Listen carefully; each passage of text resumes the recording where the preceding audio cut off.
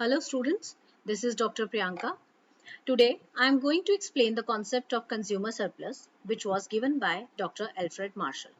Consumer surplus एक बहुत ही important concept है इकोनॉमिक्स का जिसको एल्फ्रेड मार्शल ने दिया था और एल्फ्रेड मार्शल के देने की वजह से इस कॉन्सेप्ट को हम मार्शेलियन सरप्लस भी कहते हैं।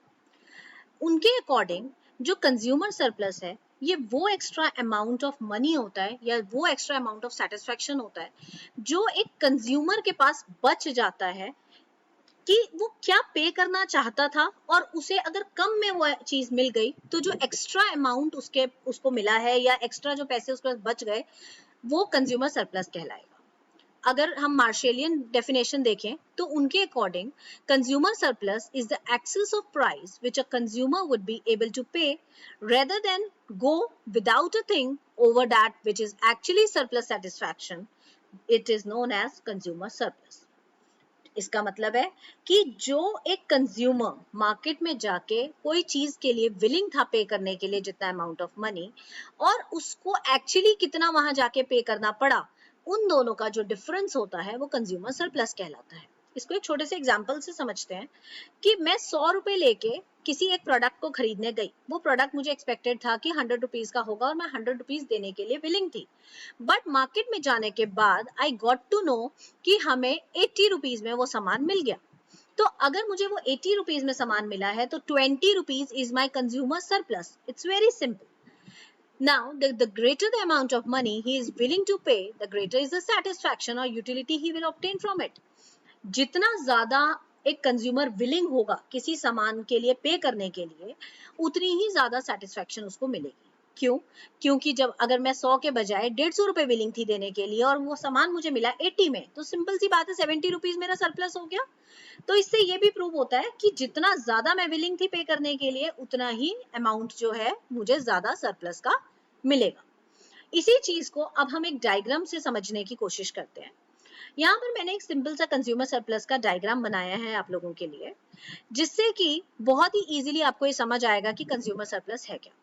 सबसे पहले कंज्यूमर सरप्लस का फॉर्मूला क्या है उसको समझते हैं। कंज्यूमर सरप्लस का फॉर्मूला है consumer prepared to pay minus consumer actually page.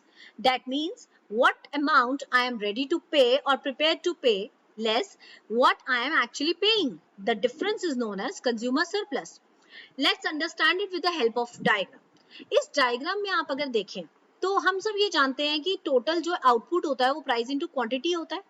तो यहाँ पर मैंने y एक्सिस के ऊपर प्राइस एंड मार्जिनल यूटिलिटी को लिया है और मैंने x एक्सिस के ऊपर अमाउंट ऑफ कमोडिटी को लिया है। यहाँ पर OQ जो है ये अमाउंट ऑफ कमोडिटी है जो एक कंज्यूमर खरीदने के लिए तैयार था और OP जो है वो अमाउंट ऑफ मनी है जो वो एक्चुअली पे कर रहा है एंड OD जो है ये वो अमाउंट ऑफ मनी है जो वो विलिंग था पे करने के लिए।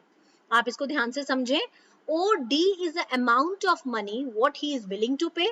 OP is the amount of money what he is actually paying and OQ is the quantity that he want to purchase. तो price into quantity हम दो बार यहाँ करेंगे, एक prepared to pay के लिए और एक actually pays के लिए। तो prepared to pay का फॉर्मूला बनेगा OD into OQ, that is ODRQ, and actually pays के लिए बनेगा OP into OQ, that is OPRQ.